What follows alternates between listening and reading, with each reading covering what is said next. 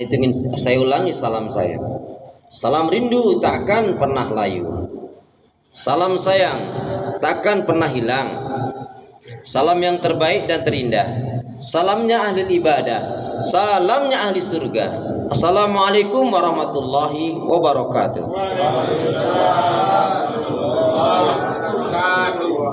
Innal hamdalillah nahmaduhu wa nasta'inuhu wa nastaghfiruh wa na'udzu billahi min shururi anfusina wa min sayyiati a'malina may yahdihillahu fala mudilla lahu wa may yudlilhu fala hadiyalah. Walhamdulillahilladzi khalaqal mauta wal hayata liyabluwakum ayyukum ahsanu amala. Yaqulullahu tabaraka wa ta'ala fil Qur'anil Karim, a'udzu billahi minasyaitonir rajim. Ya ayyuhalladzina amanu taqullaha haqqa tuqatih wa la tamutunna illa wa antum muslimun. Wa qala Rasulullah sallallahu alaihi wasallam, ihris ala ma yanfa'uka, rawahu Muslim. Bapak, ibu-ibu, shaimin, shaimat, hamba Allah yang cinta pada kebaikan dan kebenaran, yang selalu mengharapkan keridhaan Allah Subhanahu wa taala. Syukur alhamdulillah, hingga hari ini Allah Subhanahu wa taala masih memberi kita kekuatan, kesehatan, kesempatan, kehidupan, ilmu, umur, waktu, rizki, nikmat yang besar dan nikmat yang terbesar, terutama ditakdirkannya kita oleh Allah dalam Islam dan iman. Dan ini adalah tiket awal untuk menuju surganya Allah Subhanahu wa taala, sebagaimana yang Allah nyatakan di dalam firman-Nya, wassalamu ala manittaba'al huda. Wassalamu ala manittaba'al huda. Keselamatan itu Allah akan curahkan, limpahkan, berikan bagi orang-orang yang mengikuti petunjuk hidayah Allah Subhanahu wa taala. Karena itu jamaah sekalian,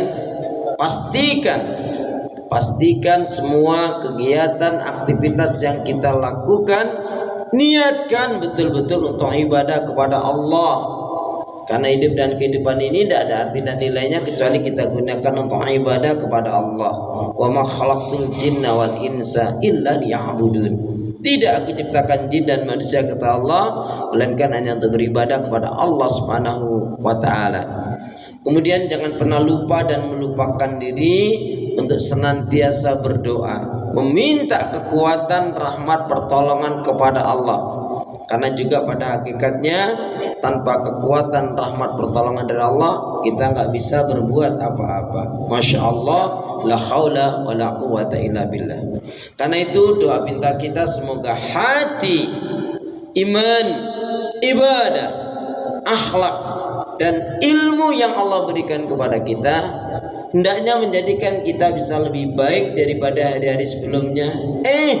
Bisa memberikan kebaikan dan manfaat yang banyak pula untuk diri, keluarga, teman, sahabat, saudara, tetangga, dan orang lain. Dan insya Allah dengan semangat fastabiqul khairat, berlomba-lomba di banyak kebaikan, dan dengan istiqomah, tentunya yang kita pinta akhir kehidupan kita mati dalam keadaan husnul khatimah. Amin ya rabbal alamin. Kenapa?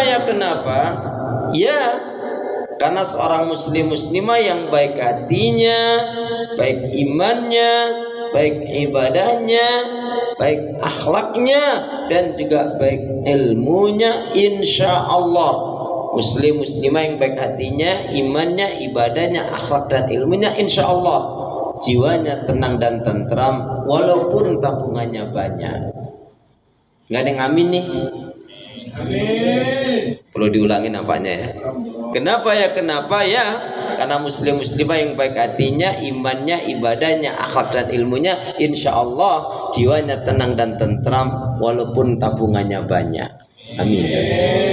Allahumma salli ala Muhammad, Allahumma salli ala Muhammad. Salawat dan salam semoga Allah selalu curahkan, limpahkan pada Nabi kita Muhammad sallallahu alaihi wasallam yang telah menyampaikan, mengajarkan istilah Islam dengan sempurna, rahmatan lil alamin. Bapak Ibu jamaah sehat semua? Alhamdulillah. Ibadahnya lancar, tambah sabar, makin bersyukur, lembut hatinya, harmonis rumah tangganya. Saya doakan putra putri, anak cucu panjenengan semuanya makin baik, sholih sholihah. Amin ya rabbal alamin. Kaitannya dengan Ramadan, kita perlu belajar dan mencontoh dari sahabat Nabi. Manakala Ramadan itu dikaitkan dengan keberkahan.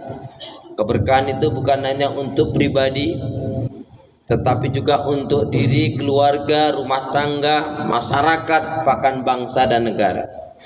Maka ketika ada orang yang menyatakan Islam is complete religion who has been able to become a flat nation, society or population. Islam itu ternyata terasa betul-betul indah sekali, lebih-lebih di bulan Ramadan. Karena Islam itu sangat baik, cocok untuk pribadi manusia, rumah tangga, keluarga, bangsa, masyarakat, bahkan negara. Sekiranya hari-hari itu seperti Ramadan, maka keberkahan di mana-mana Allah akan berikan kepada hambanya, baik itu hambanya yang tidak beriman, apalagi orang-orang yang beriman. Dan sekaligus menjadi pertanda kalau di bulan Ramadan tampak keburukannya, maka tepat seperti yang Rasul nyatakan, raghiba anfun, raghiba anfun, raghiba anfun. Afima ma'nahu. Sungguh celakalah, sungguh celakalah, sungguh celakalah siapa yang dipertemukan oleh Allah Subhanahu wa taala dengan Ramadan tapi tidak menjadikan orang itu menjadi baik, tetapi malah melakukan keburukan, kemungkaran, kemaksiatan dan dosa. Sungguh celaka dan rugilah seorang yang dipertemukan oleh Allah dengan Ramadan tetapi dia tidak mendapatkan maghfirahnya, tidak mendapatkan ampunannya, tidak mendapatkan rahmatnya, tidak mendapatkan ridhonya, dan juga tidak mendapatkan kecintaan dari Allah Subhanahu wa taala. Dan hal ini menjadi inspirasi bagi diri kita dari doanya Nabi Daud alaihissalam. Jadi ada inspirasi doanya Nabi Daud, ya Allah, aku berlindung kepadamu dari hidup dan kehidupan yang tidak kau berkahi, tidak kau ridhai, tidak kau rahmati, dan tidak kau cintai.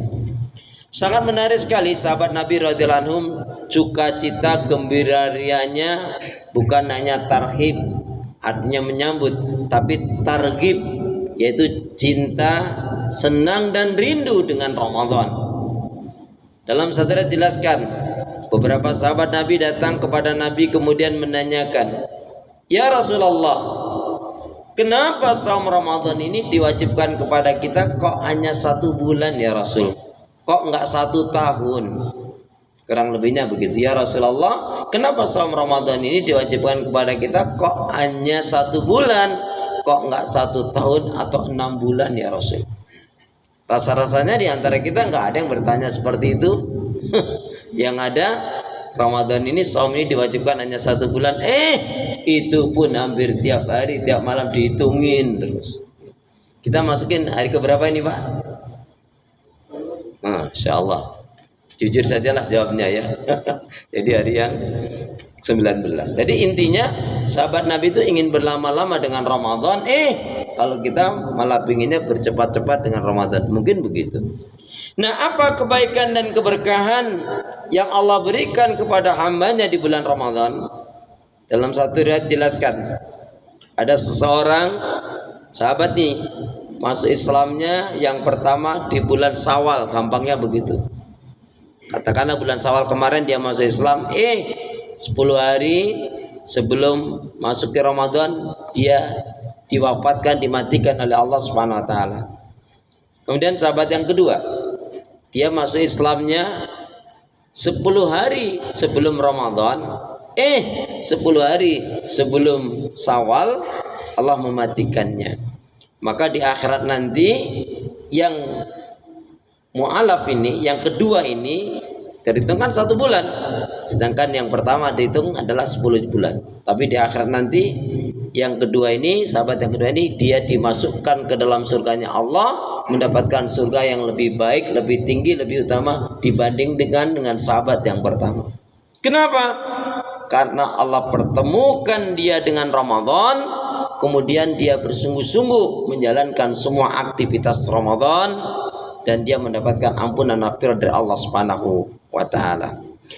Jamaah sekalian, saudara keiman, hamba Allah yang cinta pada kebaikan dan kebenaran, yang selalu mengharapkan kepada Allah Subhanahu wa taala. Kita ingat Al-Baqarah 183 sampai 186 adalah menjelaskan target dari menjalankan shaum Ramadan.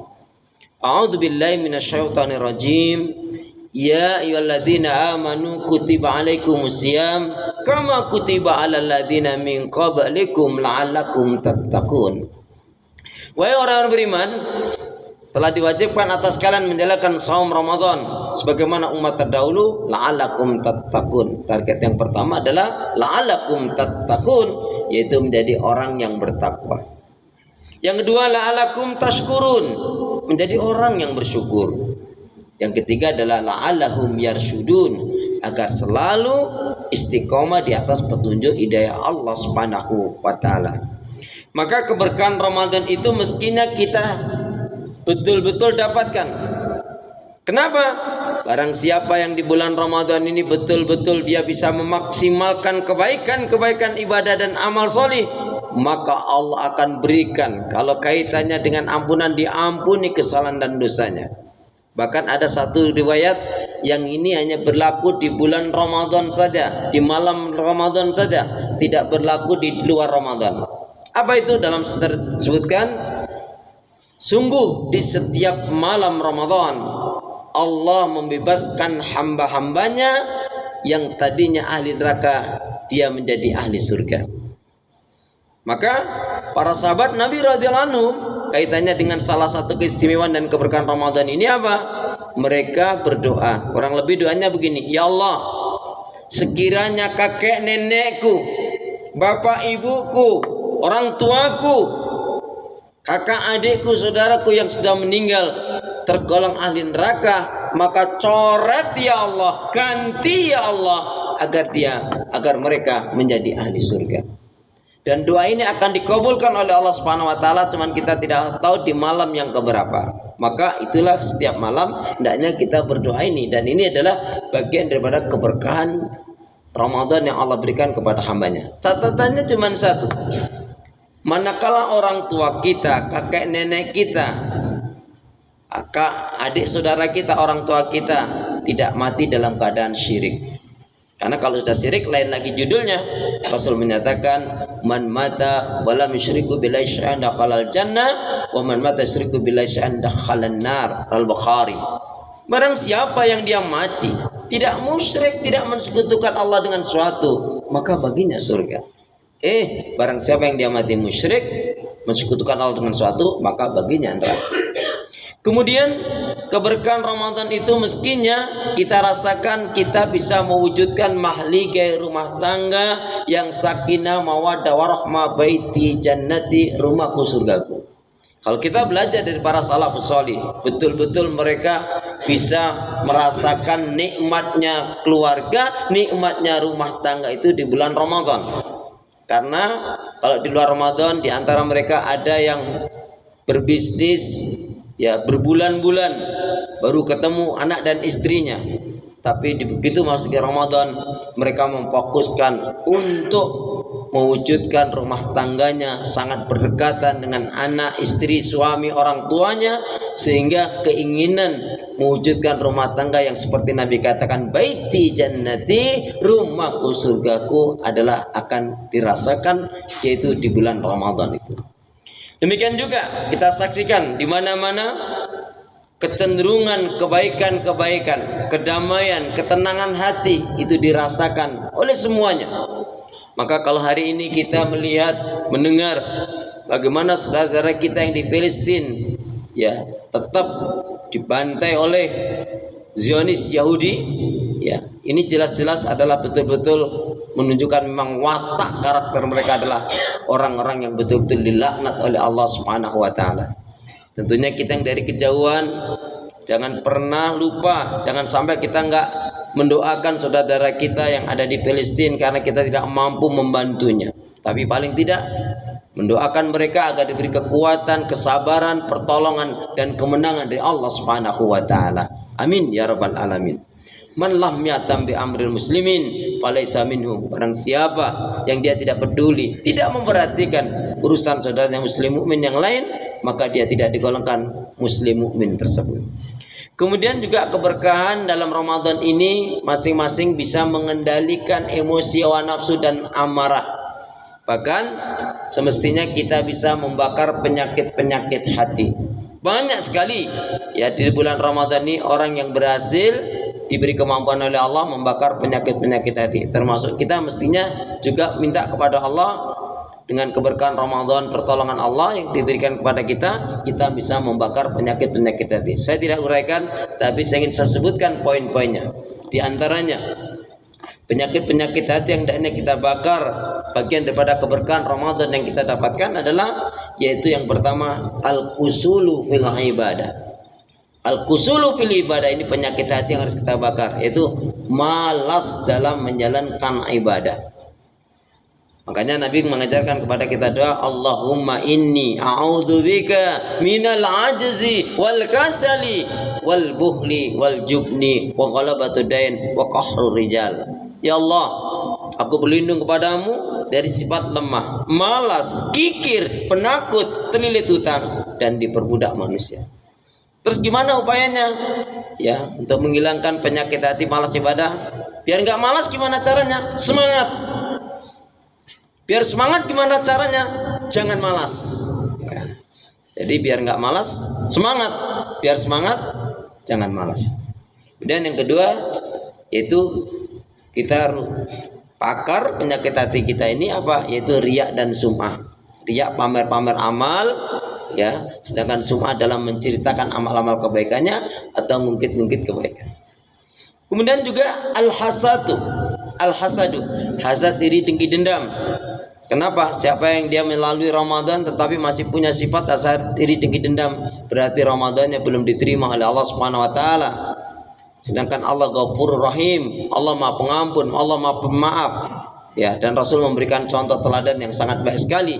Disakiti, dihina, tetap saja Nabi memaafkan dan mendoakan yang baik-baik.